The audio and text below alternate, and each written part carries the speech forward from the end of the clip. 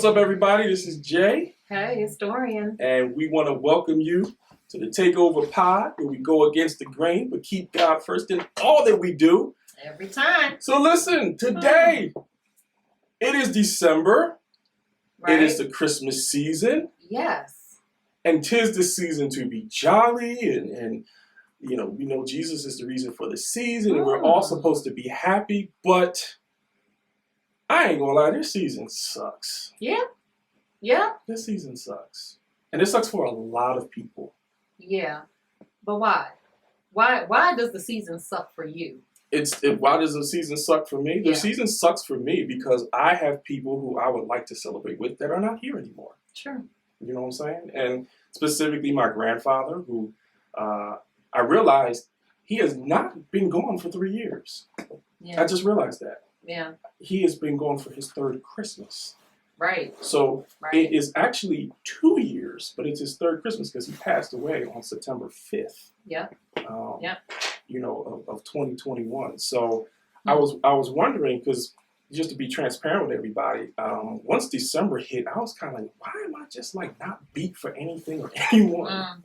Yeah. And I was really trying to figure it out because I'm trying to do my own little kind of just checklist of why I should be thankful for certain stuff. And I'm like, I'm not hitting none of that. But I'm like, you know what? The reason why is because this thing is still fresh. True. This thing is still fresh. And you obviously have walked with me the entire time. Yeah. And the first Christmas was really rough because he only been gone for a couple of months. Yeah. Last year I was okay. Yeah. I did. Yeah. I was Yeah. okay. I Yeah. still felt it, but this year it's like I feel his presence even more. Yeah. You know? And I'm like, yo, that's exactly why. Like, everybody doesn't feel like dancing and singing Christmas carols and all that kind of stuff. So that's why I feel like this would be a great topic for us to discuss today. Yeah. You know? This season sucks. It does. And one of the things, like when we were talking, it's just so important to be able to have freedom and space to say that, because everything is like deck the halls and, we celebrating the birth of Jesus and it's this and it's that. But, there's elements, and it doesn't just have to be grief of losing a loved one. It could be something like you lost a job around this time or, just anything. It's okay to, being in a season where everybody else is like, oh, this is great and this is wonderful. And you kind of be like, you know what, but this part kind of sucks. Yeah. And with grief, I like what you were saying about it. Like, it's never unfresh. Like, grief don't get stale. No, it doesn't. It doesn't. And, this particular time, just with this particular month too, it has been more challenging because you have felt it a lot more. Yeah. So that is it of course affects me. It affects us. We have to navigate differently because every year when certain anniversaries come around or certain big events come around, it's like navigating it different each time. And you don't know how it's going to hit you each year that it comes around. Sometimes maybe a little bit easier, but sometimes maybe just trash. It does. And the thing about grief is it can hit you at any point. True. I think that's the thing that you don't understand. A lot of people who have not lost anybody close to them don't understand. So just, give you guys a transparent story. I think it was last either Sunday or Monday. It hit me. And you asked me, is everything all right? And I said, I just don't want to talk right now, okay? Yeah. And that's literally how I said it because I could feel the emotion kind of welling up, and the thing about grief is sometimes you don't know what to do with that. True. Like, should I cry? Should I walk away? Should I be angry? Yeah. Like, sometimes the emotions just hit you so hard that you just kind of like, what do I do? You don't even know where you know to what I'm saying? go. I'm confused on how I feel right now. Yeah. And I think that's the thing about grief is the thing is there's no time stamp, there's no time frame. There's no way to do it. There's no way to do it. There's no guidebook. Yeah. To talk about how to grieve. Everybody grieves differently. Yeah. And it affects everybody that's around you because when somebody asks you, how can I be of assistance to you? How can I help you? Like you've done, I'm like, I don't know. I really don't know. Like, yeah, I'm clueless, Yeah. And that's been a different space too. So one thing that we've had to navigate differently is just that, you saying like you didn't know, right. And there was a point in our conversation where you had mentioned like, you're dealing with what you're dealing with and not having help. Right. And it really, you know, it affected me too. Because one thing I'll say, in a relationship, like whatever the relationship is, if he ain't good, I ain't good. So no, it wasn't my birth grandfather, you know, but if your significant other or the one you care about or whatever is dealing with whatever they're dealing with, it's not okay. Well, that's not my issue. That's not my problem. It's going to affect us in one way or the other. Yeah. And so just sitting with that and, you know, being okay with you saying like, there's no help. And it really made me think about like, like in all honesty, the Lord is closer to Jay than I am. In this thing, you know, and a lot of times with relationships, we'll try to fix things or try to make the person feel better. I'm real good for like bringing Jay some Reese's peanut butter cups, like here, or you want your favorite meal, like just trying to fix it. You know what I'm like? Trying to do stuff to fix it. I still eat it. Like I just went with a broken heart. I still trash it. But then you know, and I try to do things to make it right. But you know what got revealed to me was that one, Jesus is closer to him than I am. And being okay with that. And I can't fix it. I can't help it. Unless I'm going to bring Pop back from the dead. Like, I can't fix that. And it really was a reality, like, with dealing with grief, with talking to people that have, you know, lost someone. Because you can have somebody who's lost the same person, but they deal with it differently. So, in really being able to just navigate that through, like, really, the only one who can help is the Lord. And I'm here to support that process.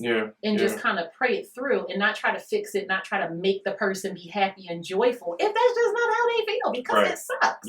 You can't force anybody to have fun. You can't force anybody to be jolly. You know, because the thing about grief is you could be surrounded around people who love you so much and love you so unconditionally, but you feel so lonely.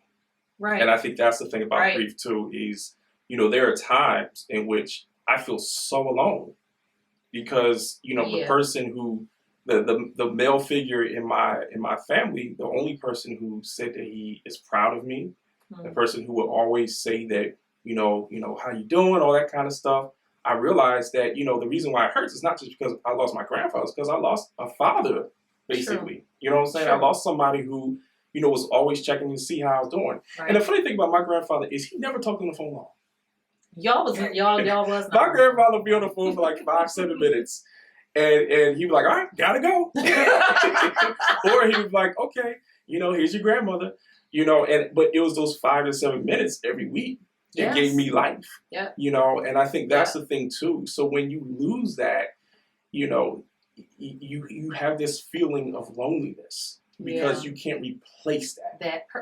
And I think that's the thing a lot of people don't understand about grief either is you can't replace what you lost. You know, and I think a lot of people, you know, especially family, will mess things up, especially during the holidays in which you try to whether it's a favorite, you know, meal that a loved one made or, you know, the decorations or something like that. It's like, wow, I made it just like how your grandfather or your grandmother, or your father, mother, whatever. And it's like, thanks, but it's not the same. Because the person behind it is not here. So even if you did the ingredients perfectly, you handed it to me, not them.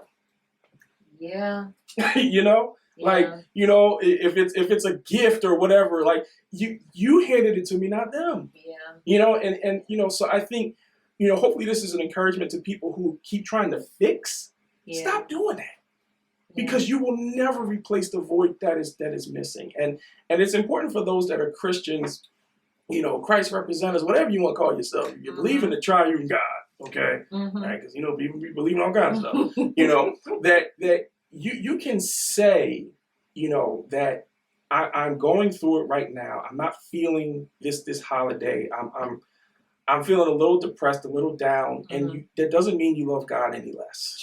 It doesn't mean your faith is waning. It means you're human.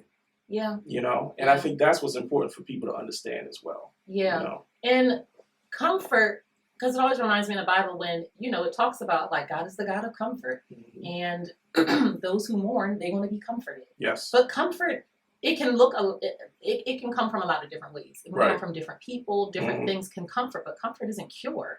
Like it doesn't dead the fact that, you know, there's a hole in our hearts. You know, that aches every time you hear a certain song or you smell a certain perfume or a holiday comes around or you hear a voice and you're like, dang, that sounded just like comfort doesn't mean cure, but God walks us through each season, and as the Mm-hmm. years go on, to just help us to get through. Yeah. And it's almost like the difference of, I don't know, y'all didn't have a baby, like having a baby with medicine, like with an epidural and without. You can experience that pain raw, straight up, or maybe like getting a tooth filled. Everybody probably done did that. Yeah. You can get that done with nothing. I can't you can get a imagine little bit how of you could do lidocaine. that without it. Okay. It's still uncomfortable in certain respects. Yeah. But it's not as bad, Mm-hmm. you know? And it's like God will send people or, you know, just different ways that he will comfort us. Mm-hmm. But when we're looking for a space and time where we just don't feel that hurt anymore, Right. I don't know where that's at down here. Yeah. And I think the thing is also, there's nothing wrong with saying a part of you died. Okay? Because I love the Lord with all my heart. I love you and the family with all my heart. I love our friends. But there's a part of me that is dead that will never find life until I see my grandfather again. Because he's gone. Right? So, like, I think that's the other thing. Like, a lot of times we as you know, believers will try to say, well, don't say that now. No, don't say that. No. Because, you know, God is the source of your strength. Okay, yes. He is. Yes. But that person is gone. Oh, well, you'll see him again. I ain't gonna see him now. You know what gets on my nerves is when people say, he's not a part of your past. Don't do it. He's a part of your future. But he's not a part of my present. So shut up. that's the thing. But you know, but that's what, especially in, you know, the church and all of that stuff. Yes. That's what we always try to soothe, man. No, how about this? Okay, let's say, you know, you have 2 children. One of them passed away. At least you got the other one. Yes. Like, well, what kind of bull? What is that? Y'all, You talking about slap somebody? I'm gonna tell y'all a real quick story. I'm glad you said that. I know you've heard this before, but my mother, she's a last surviving sibling. She lost, you know, 2 brothers, unfortunately. But my uncle Alvin passed away on prom night. He died at the age of 17. He was in a car accident, and basically the car landed on him. So just think how tragic that is. You take pictures and you know, you send them away. They have a great time, and you get the call that your son is gone. And you know, my mother's from Atlantic City, so you know, Alvin Black was one of the most popular people, teenagers in Atlantic City. He was an amazing basketball star, an amazing mechanic. Just everybody loved him. And you know, my mother said they basically just shut the school down for them to come to his funeral and all that kind of stuff. He had a 2-day funeral. Basically, he had a wake that was packed, and he had a funeral service that was packed. And my mother said, it's crazy you said that, when they were sitting in, you know, the receiving line, one of the ladies came up to my grandmother and said, you know, I'm so sorry, but look on the bright side, you still have 2 kids sitting here.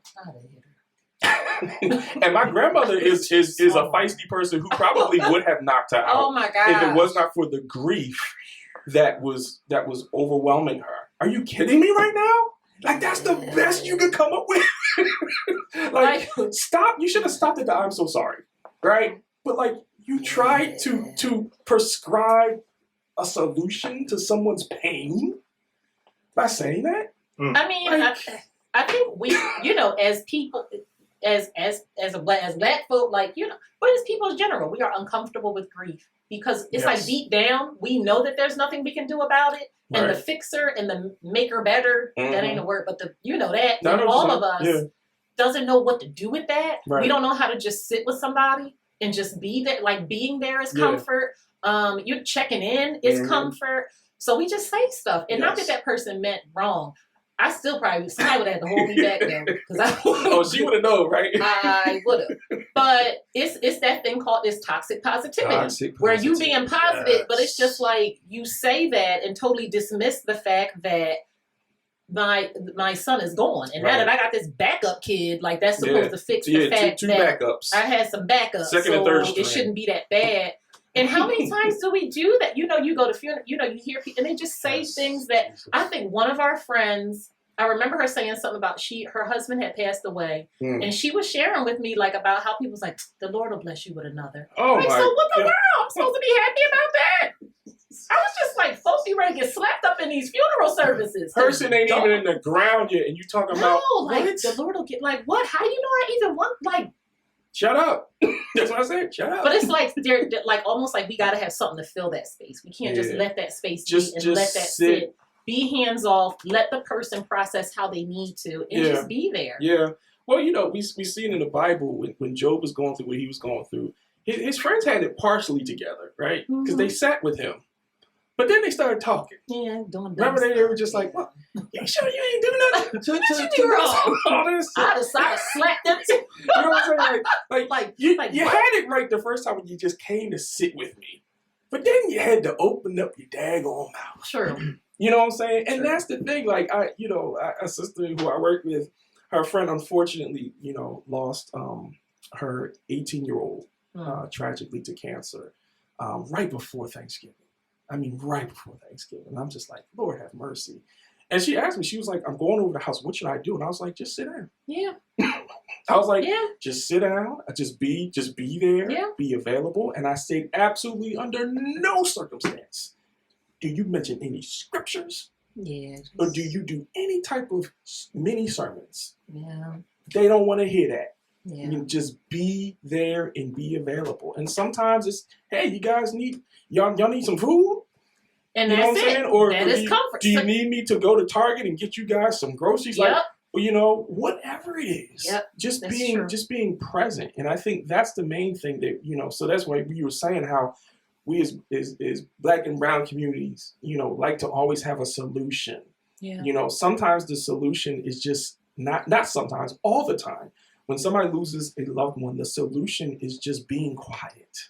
And let the person tell you or let you know what they need instead of just assuming it's this or it's that. It's like, do you need anything? Right. And sometimes it is like, I don't even know what I need. It's like, okay, well, I know you need to eat. And I know you got 2-3 kids. Yep. Let me send you this little DoorDash, Right. Or I'll cash app you something. Or I'll cash app you something so you can go get, do whatever it is you need to do. Yeah, because everybody's different now. We got vegan people out there now. We got vegetarians. So you bringing a bucket of fried chicken over, here you go. You might make things worse for certain folks. I know you're vegetarian, but now you gonna eat this fried chicken. Are you kidding me? Like, come on, man. Like, people got certain dietary, that's needs true. and stuff now. Or here's the thing too. This is a lot of things people don't understand. If somebody lost their life to maybe not taking care of themselves because they ate whatever they wanted, and you bring it over a bucket of pig feet. Ew. I'm just being honest. Or some chitlins. I stink. Like, not the pig feet. Stink though. Like, just be mindful, ladies and gentlemen, of what you bring to someone's home, because that might be disrespectful. Right? True. Especially if somebody's saying, like, we tried to tell them, man. True. Chill with them fried foods, chill with all that pork, chill with all that. And then you bring it over a bucket of pork. Like, you know what I'm saying? Like, like it's just, you gotta be mindful, right, of what you do. You know, and I think that's important. Just being sensitive and, allowing the person to dictate it how they need to. Everyone processes it differently. Yeah. And, just being a place of support in a safe space and letting the person dictate what that is. Right. So a safe space, and we have talked about this too recently. Safe space is not just being somewhere where you can emotionally dump, but also somewhere where you don't have to show up if you don't want to. You had mentioned, like, when Papa passed, like, next day the kids was going to school, you had to show up, like, first day of school. Everything else, the Thanksgiving act, like, you still had to go to work. Like, you get a little couple days, but you still had to show up everywhere like else. An adult. Like none of this had happened, and it's just like, so safe space at that point was not you coming to me telling me all the things and I'm this and that, but really it was just like, you know what, you don't have to show up if you need space and you don't want to talk to me about whatever the situation is, which totally used to stress my life out at the beginning of our marriage, because I'm like, no, we need to talk. And if we need to talk, we just need to talk. Like, do we need to talk? Because we gotta make sure we good. We talk, but giving that space to be like, it's fine. You need a couple days where you just off to your own self and working through how you need to work it through. That's safe spacing also. Yeah. That you don't have to show up how I would expect or anyone else, because you have to do that you got to do that everywhere else. And that's the thing too, for those of us, who are listening, that are leaders, that always have people depending on you. That's me, right? So like, I think what a lot of people forget is leaders are strong, but when we're weak, we are weak. Because we don't have a lot of people that we can talk to. We don't have a lot of people that we can pour into, or that can pour into us, I mean to say. So I think that's the thing that's important to understand. So like, don't look at somebody who is strong and just be like, they'll be all right. Right. Because chances are they're not. Yeah. And chances are they're more lonely than anybody else because they're so used to helping other people. Right. And I know God is a source of my strength, but when I lost my grandfather, I was still helping other people out. Yeah. I was helping other people process their grief. I was doing stuff at work and helping people out with, different crises and things like that. We still had a brand new ministry that we were building. I'm a husband, I'm a father, and I think that's the thing too. So like, especially during this season, look after the strong people. Yeah. Okay. Yeah. Check in on them. Whether that's a family member, whether that's a friend, even if it's an acquaintance. Check in on them, because chances are they're not good.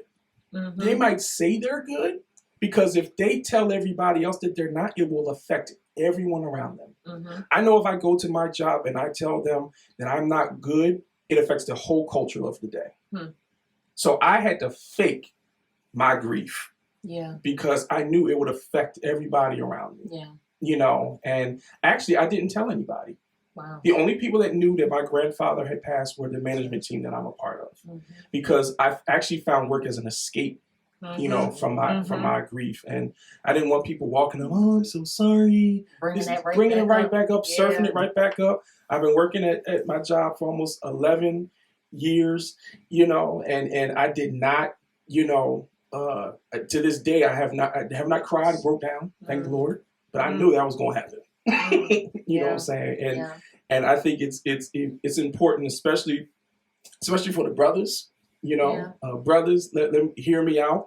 First and foremost, if you don't cry, brother, I'm telling you, if you internalize this, statistics say that we are the ones who are dying from heart disease, from cardiac arrest, from strokes, high blood pressure.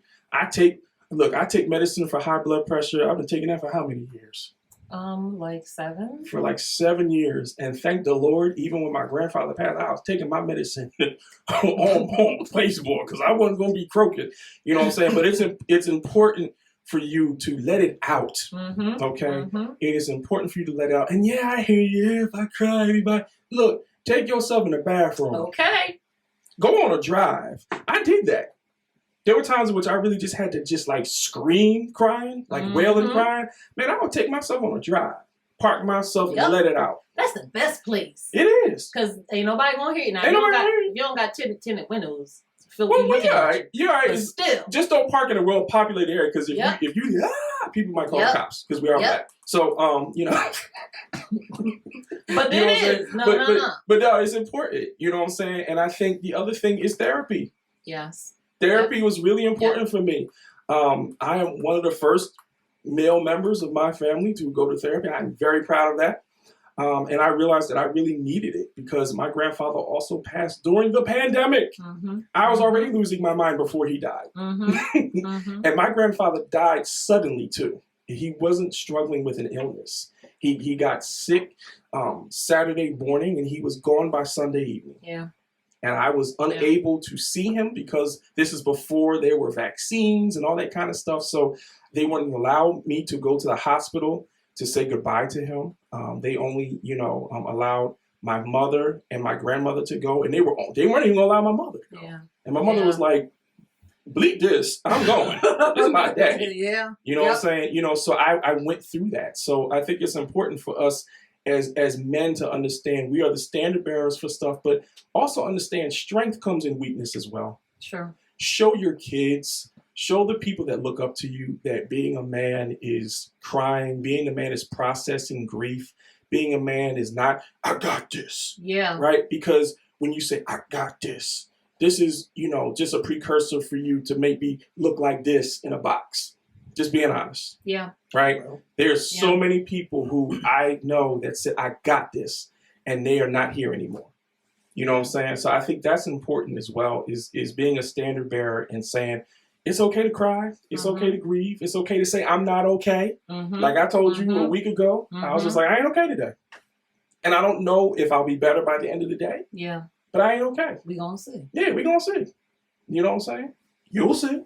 That's an inside. That's an inside dad joke. always be saying that about everything. Like, wait till you get old, you'll see. And I'll be like, what you talking about? Shout out to G, man. G always be trying to give us arthritis. Like, everything, like, you'll see. Be like, come on, man. Come on, man. I'm 43 years old. I ain't trying to get no arthritis. I'm good. But what you're saying is right on point. And definitely a thing, especially for men, especially for Black men, because, you know, y'all at risk for it anyway, just living life in general. But definitely when we bottle things in. And as women, like, as we go through things, first of all, y'all know we could just be real emotional anyway. Just any given day. It's just like, what's it going to be? You know, but really being able to process through, to feel what we feel. Right. And even though it can definitely take us to the depths of despair, having a plan so we don't stay there. And that plan could be, all right, look, if you see me spiraling out of control, you know, so-and-so, a friend, whatever it is, come get me. If you see me going into the caves and I ain't coming out, and it's been several days, you know, come and get, like, having accountability in place, because there's nothing wrong with the emotions that we have. It's not bad. Even if it's like, you know, in front of kids and stuff, like, I don't want them to see me cry. The same thing that you're saying, you know, because, you know, even for our one friend whose husband passed away, you know, and so many times it's like, I just got to be strong for that. And it's like, no, we don't. We have to have those places where we can let everything process out and let it all, because we bottle things in too. And y'all know what be happening to us. We bottle, it's going to come out eventually. And it's usually going to come out in the wrong way. We're going to just be up in the shot right or up out somewhere and something silly happen and we just go off and have a whole mentee me. And it's just like, where did that come from? Because I'm trying to just put on this front like I got the same thing. Like I got it all the time. You know, so whatever that is, if it's journaling, if it is, you know, go and cry in a car, if it is, you know, just having a, you know, someone that you can just go in with about how you're feeling it. And I think this is an aside too, just life in general. I think we all need that person that if I call, that I can go off, I can cuss, I can say what it is that I need to say and not be judged for that. But then that person can help me to be like, all right, we did all that. Let's reroute. That's where therapy comes in, you know, or God may raise somebody up in your life that can kind of, you know, take that role for you. But as women, we have to be very keen on what's going on with us emotionally, being able to check in, not trying to dismiss it, you know, or be like, oh, well, like, I don't got time for that. Well, it's going to come back through. You're going to have time for it later because it's going to come and show back up, you know, but we do have to have places of accountability. We do have to have, you know, safe space. We do have to have that. And even with children, being honest with them based on their age level. And not trying to shield or hide them from the reality that everything ain't always good. No, it ain't always wonderful and we all happy and it's this and that, you know, but showing them pieces and glimpses based on their, you know, how old they are, you know, of how to grieve and how God walks with us through that. Because y'all, like, we're all going to experience grief, like all of us, every single last one of us. We're all going to have to go through that and experience it. And it's only God that gets us through. Because that's the one thing where it ain't no get back. If I lose my job, we go bankrupt, lose a house, we can get another one. Lose a car, you can get another car. Lose your shoe, you can get another shoe. But if you're talking about a mother, a father, a grandparent, a child. And I think what's important, one of the things I'm most proud of as being a father and, you know, us being parents is our kids know about death. They know about grief. Because I couldn't hide it. I couldn't hide my grandfather passing. I couldn't hide the grief, you know, and they were with us, you know, when we were at the funerals, viewings, you know, eulogies I've done, you know, so I think that's the thing. It's funny because I remember Caleb, that's the first time he saw me in a robe. And he said, Daddy, you look like Jesus. How sad. I was like, thanks. I was like, all right, wasn't expecting that. But that kind of sucked the grief out for a minute because I was like, I look like Jesus. All right. Okay. Black Jesus. All right. Thank you, son. Right. And I got a good laugh out there. That was when we were in the back before we came out. You know, so I mean, no, I'm glad that we were able to show that. You know, so I mean, you know, look, this whole podcast, you know, this whole episode was really to talk about, you know, just this season, and really seriously to all of you who, you know, are going through it right now. You know, as we start to wrap this thing up, if you don't feel like going to the family function, don't. Okay. If you feel triggered being around someone, if you feel as though you're part of that religious family that's going to say, cheer up, come on now, now, you know, Jeffrey been gone for 6 months now. Come on now, you gotta start getting strong. And you feel like throwing a plate of food at them. Yeah. You don't have to be around that. It's okay. All right, seriously. If you want to celebrate Christmas, if you're single by yourself in your house, do that. If you want to celebrate Christmas with your family alone, do that. If y'all want to go away, do that. Do whatever you need to do to make this season just a little less painful. It's going to be painful. Right? Just being honest. It's going to be painful, but you don't have to add more layers of pain on, you know? So just want to encourage you with that, because I think that's another thing that people feel obligated. Yeah. You know, that O word, you know, well, I gotta go. It's my auntie, and we always wear ugly sweaters, you know, and, you know, take a family picture. You don't have to go. In fact, I encourage you not to if you don't feel like it, you know, because this season sucks, you know, and it's important for you to be transparent and say, maybe I don't feel like smiling and drinking eggnog. I never liked eggnog, by the way. I do. Yeah, I've never liked it. I've never liked it. I feel like eggnog is disgusting. I'm sorry. Some of y'all might not like that, but that's just never been my gig. Okay. It's kind of like just, you know, liquid pumpkin pie. No, it's not. It's not. It's creamy with a little bit of ginger, like cinnamon. Nah, bro. Nah, son. No matter how much we've been married for almost 60 years, you ain't gonna sell me on it. I'm sorry. I like it. And you keep liking it. I think it's nasty. But, you know.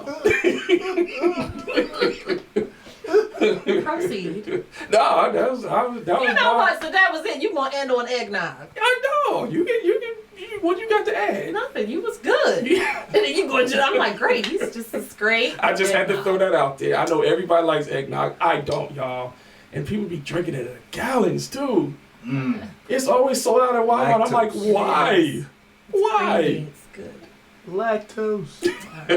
See, there you go. See, our producers know what's up. Antoine knows what's up.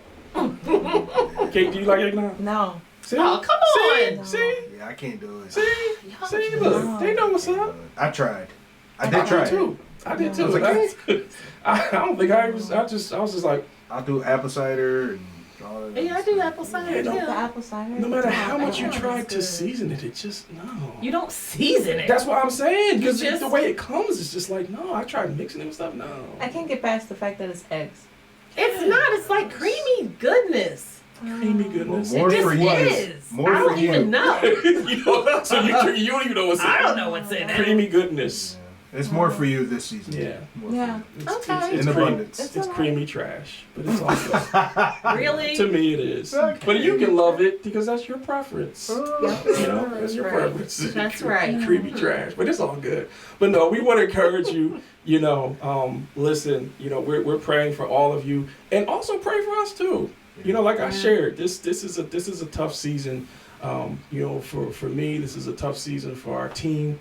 You know, and we gonna pray for each other. You know, but make this season what you want it to be.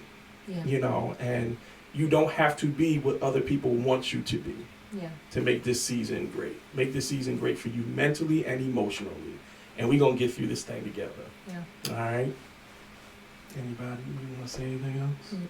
No. Oh. Well, listen, we love you guys.